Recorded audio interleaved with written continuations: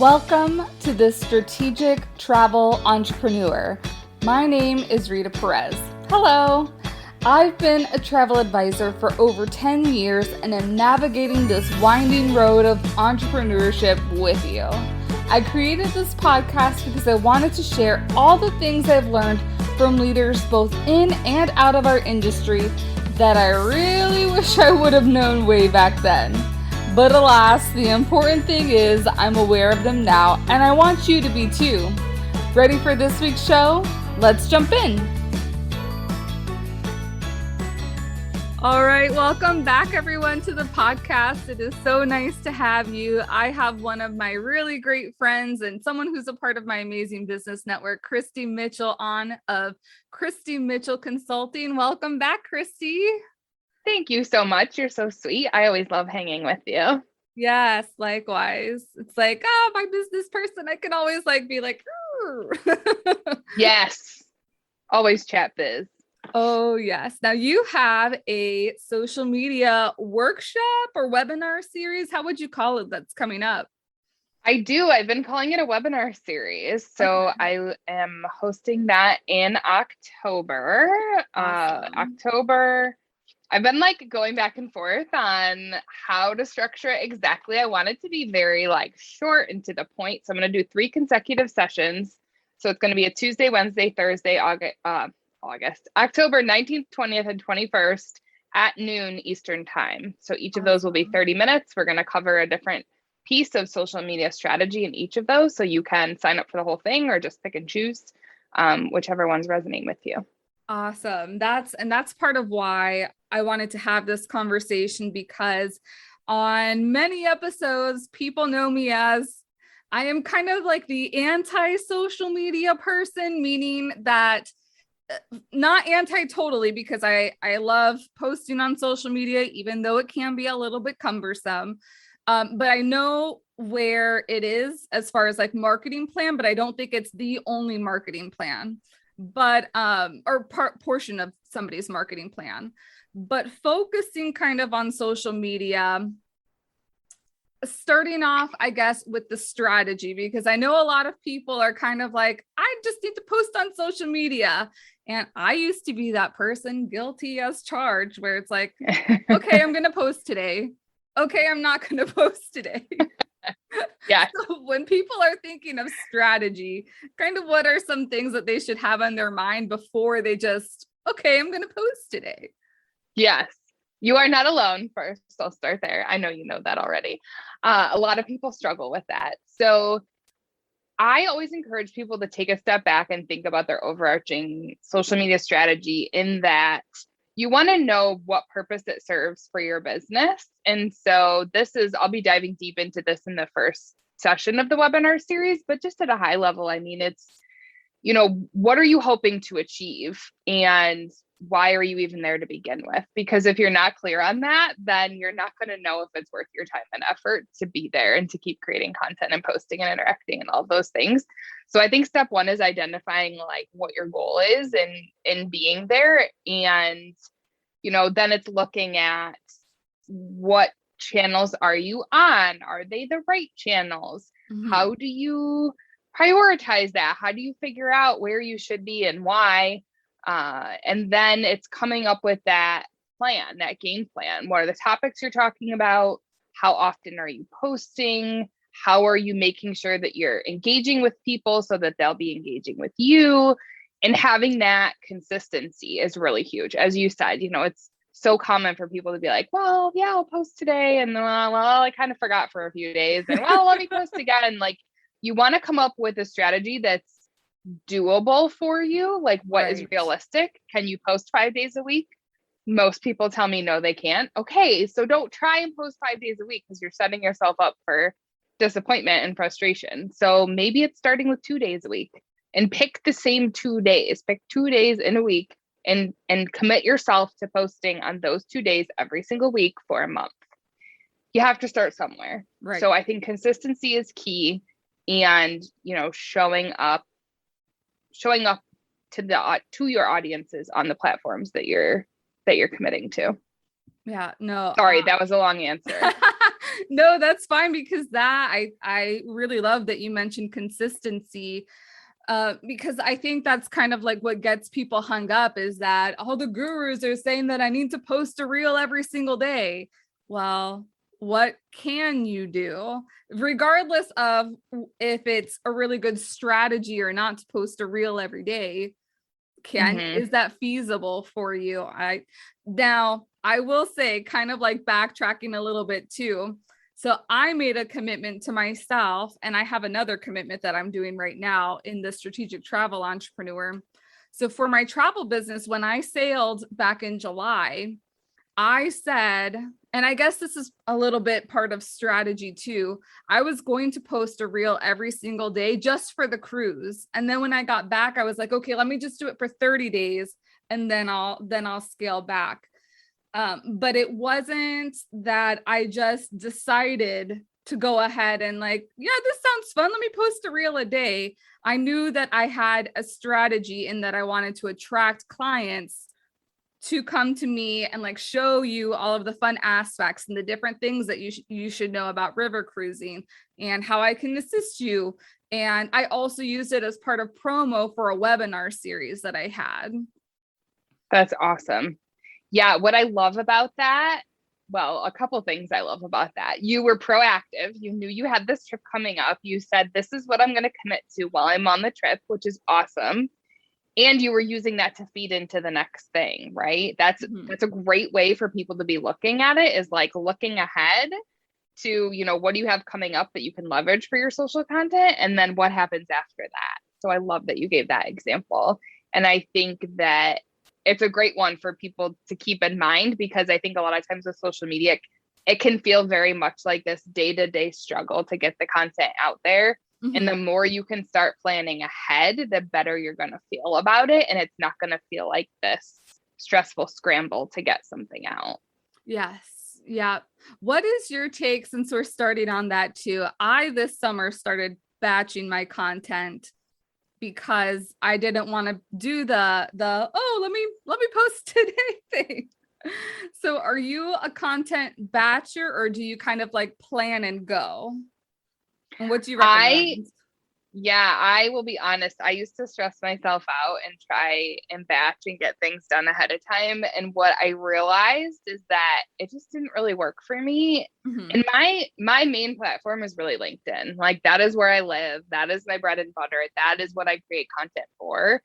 And the type of content I create is, a lot of times it's just, it's what's happening in the moment. Like, I may have this personal moment that happens with my family, but I'm like thinking about how it translates to business and the lesson that comes out of it. And so it's a very like creative, personal process for me. And what I've come to realize is I can't force it.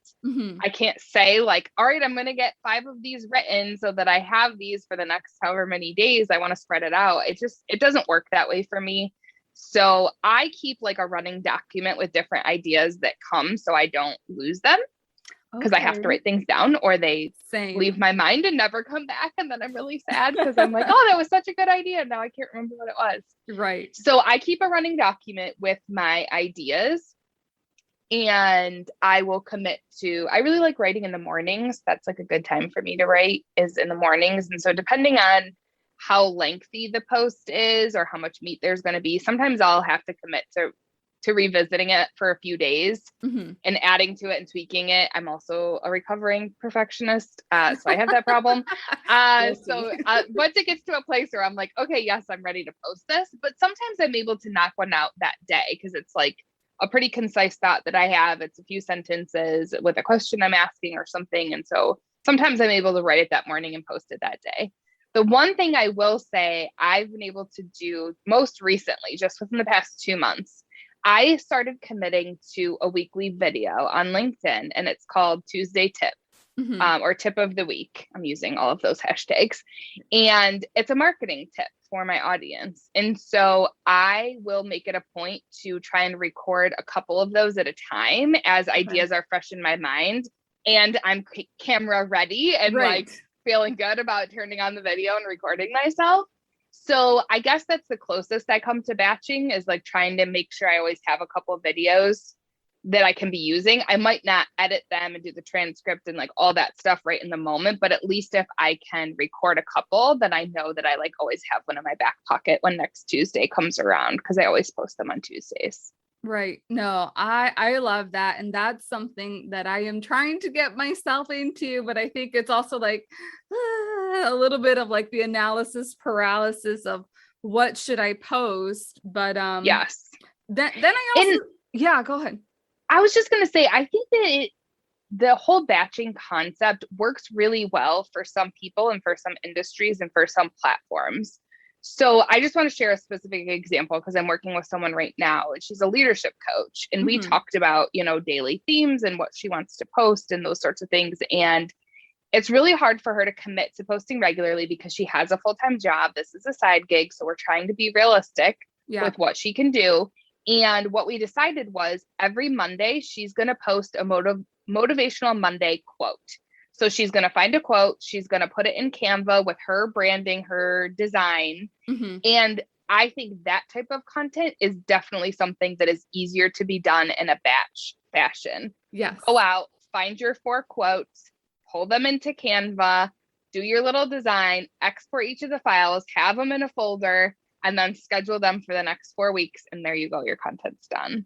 Right. So I think it's just, I just wanted to make that point that I think that the whole batching concept is kind of dependent on the platforms and the person and the type of content you're putting out. Right. No, and that's a really great point too, because there's certain things that I do on like Facebook and Instagram, but it's not the same thing that I'll do on LinkedIn, which I think is very much like the difference and knowing who and what my audience is. Yes. And having kind of that foundation, because I feel like my Instagram audience is more my small business owner, entrepreneurs, whereas my LinkedIn audience is more the corporate who are going to be wanting to do events for their employees, which is one of the things that I specialize in.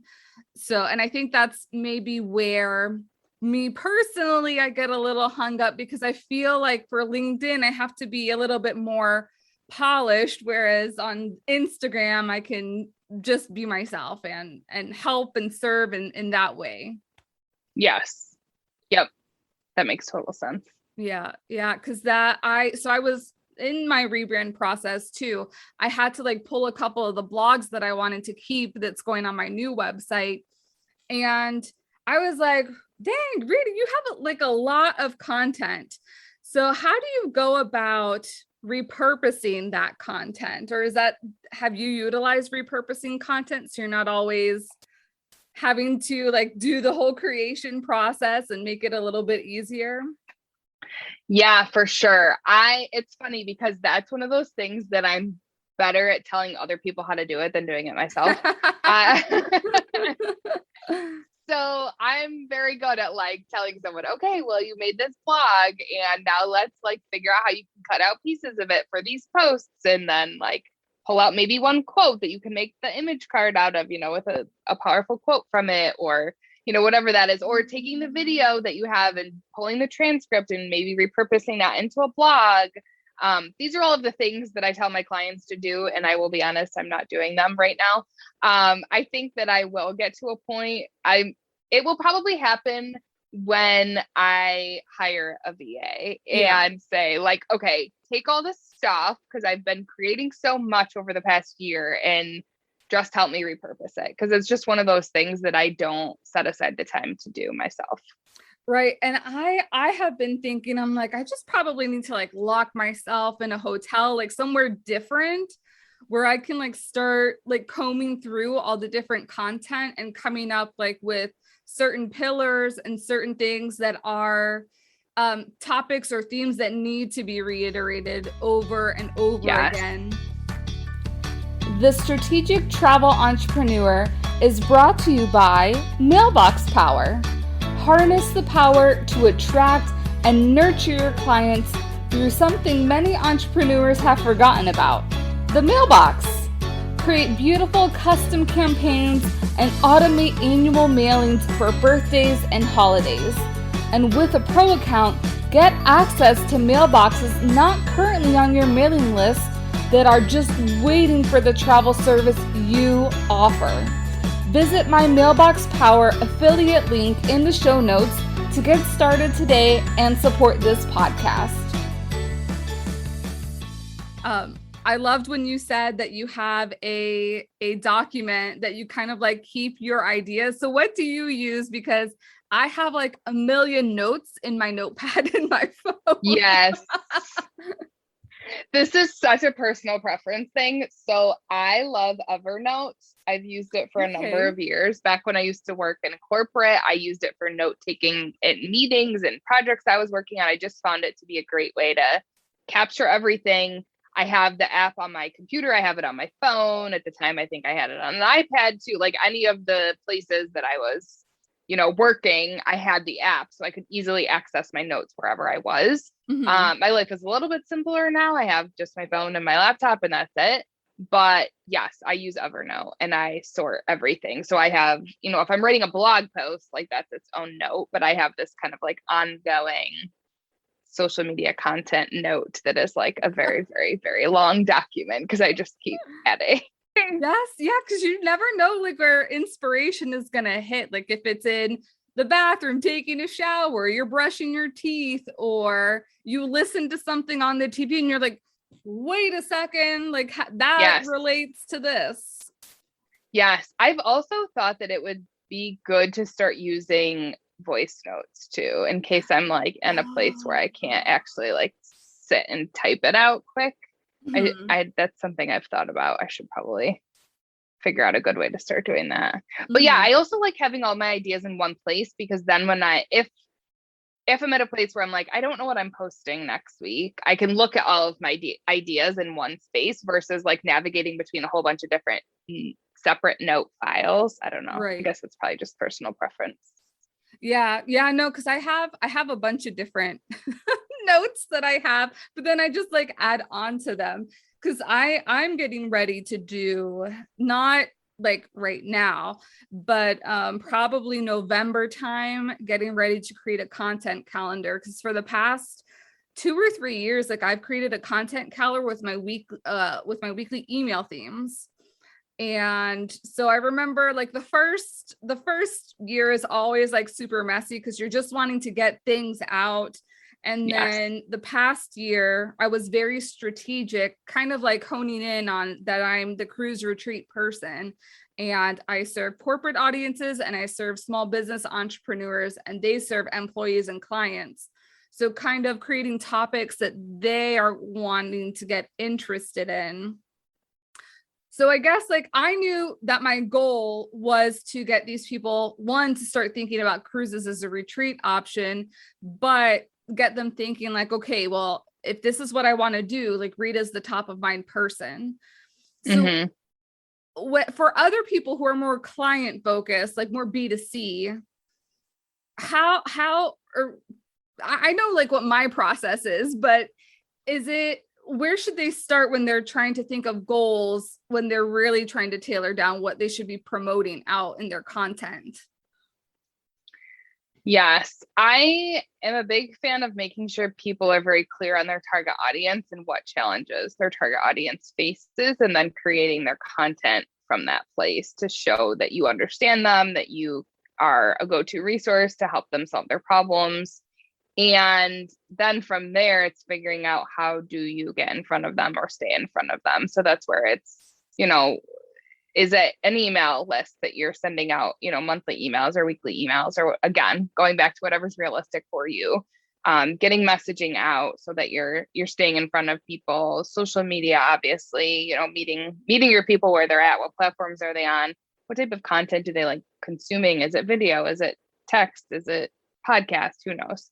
But those are, and then it's like a multi-prong approach of like, okay, how do I create all these pieces to like stay in front of people? And how do you create an offering like a webinar or something that's gonna really get people in and interested, and then you have the opportunity to talk about, a paid thing, or maybe the webinar is paid.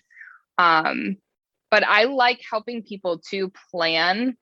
So like, again, back to like a coach example. So I was working with a coach recently, and we were talking about launching another offering of what she had, like a group coaching program. And it's like, okay, well, when do you want to launch it? Like, what is the target start date for that? Because you need a group. They all start together, right? So let's like set that date and then let's work backwards. So she does like an information session before that event. So it's like, okay, well, when should the information session happen to get people to sign up by this date? And then, okay, let's back up from there. And then what are we doing leading up to that, starting maybe 4 weeks out? How are we, getting current customers to refer people to that? How are we posting about it on social? How are we emailing all of our lists to make sure they, know about this offer? So I like working backwards that way too. And now I'm sitting here wondering, what was your question to begin with? And did I answer it? No, I think that's part of it, is knowing what your goal is in the end, that you need to have that foundation in order to kind of decide what content you're putting out there, where you're putting it on, which I know that you're going to be talking about in the series. Yes. And kind of honing in that you also don't need to do everything. No, do not try and do everything. You're setting yourself up for headaches and frustration and disappointment. So don't try and do everything. Yeah. Somebody had a really great example, which I want to expand on this a little bit. But that's a separate talk. But they were talking about how like boy bands marketed their CDs and their albums, and boy bands had the one product. They had pretty much themselves, them singing. So that's one, focus on like the one thing in your travel business that you really want to lean in strongly on. And then how are you going to do it? Because boy bands did it like with TV interviews, they did it radio interviews, they had like the launch parties, and you had the tour. So they had their different vehicles, but there's lots of things that they didn't use also because they didn't have to use it. There's just, you have to find like who your audience is. Because I remember, back in the day, like Destiny's Child did a mall tour, but not everybody did a mall tour. Yeah, right. Yeah, that's a great point. I love that because it's a good reminder for people. Like you said, A, you don't need to be in all of the places and do all of the things. And B, you don't necessarily need to look at what other people are doing and try and match that, because your audience might be different. Your goals might be different. So finding what's going to work for you. And I think the other important thing for people to remember, because this has come up so many times recently, is you just have to start somewhere. So don't let like the overwhelm or the fear of like you said, trying to be in all of the places, like don't let that stop you. Say, commit to 2 platforms. Commit to 2 platforms and commit to one offering that you're trying to drive people to with all of your efforts that you're doing. Like start with that and see how it goes. Right. And if you didn't get the results you wanted, well, maybe that tells you that you weren't on the right platforms, or you didn't do enough email, or, then it gives you a starting point to measure from and to improve for next time around. But if you don't ever get started, then you don't know what's going to work and what's not. Yes. Yeah. And I was like, great case study. Like I so wanted to be successful with YouTube, but the kind of content that I was putting out wasn't YouTube content. It was podcast content. And that's why I started my travel business podcast. Whereas now, kind of like having put YouTube on the back burner, now I'm kind of seeing, and I think it's like all an experiment. It's like a mad science experiment, because I see what kind of content now I probably should put on YouTube if I wanted to go ahead and go on YouTube again, which I am thinking about experimenting. Because I think too, you have to tie it into, we're in the business not to make content. We're in business to make money, to make sure we're a profitable business. So we need to be doing the things that are going to be generating revenue for our business. Yes. Yeah, for sure. Yeah. I think that goes back to the whole goal setting comment before, like at the end of the day, if your goal is to fully book your group coaching program you have coming up, or to, get 2 clients next month. Okay, well, what are the activities you have to do to get there? And you just, do the math and work backwards and get the tactics in place and go after it. Yeah. Yeah. Yeah. Because creating content just to create content, it's like, okay, well, I'm not going to say you don't do that, because at least if you're creating content, you're getting in front of people and building a reputation for yourself. So that is good. It just is much more beneficial if you know what the end game is. Like you said, right. Like, what is that way that you're actually making money at the end of the day? Right. And I think even kind of knowing what the goal is of each content piece, because I always go back to Instagram because I love Instagram, but Reels is more of something that's going to attract people to you. I was just having this conversation with somebody because they're like, oh, should I just do more Reels? Which I guess you could just do Reels, but I think it's also important to have like those staple content, that the pictures, like pictures of you, pictures of what you do, or carousels or whatnot, so that that's like your nurture. So your Reels are attracting, your stories and your posts are nurturing, and then you have to get that conversion factor in there too. So there's so much that goes to social media. There is. And I love that you're making that distinction between the different types of content and what each one is meant to do, because that's so true. Yeah. And that's part of why it's very exciting that you're doing this webinar series that is coming up next month. So I have the 3 topics. So let me know if they've changed at all. Why am I even on social media? Which I think a lot of people are questioning that now. Yes. What social media channels do I need to be on based on my goals? And then what should I be posting? Yes. Yep. Those are the 3 topics. Awesome. So how can people register to make sure that they're in on this? Yes, you can register by going to kristimitchell.com/social media webinar. Oh, awesome. Nice and simple. I'll make sure to add the link in the bio. Anything else that we should talk about before we jump off now, Kristi? I don't think so. I just want to say thank you so much for having me on again. And I hope to see your wonderful audience at the social media webinar series. I love answering questions, especially in real time. So it's all going to be live and interactive. And so I'm hoping to get a lot of great questions and get some good dialogue going. Yes. Awesome. Thank you so much for coming on and chatting about the necessary evil I call is social media.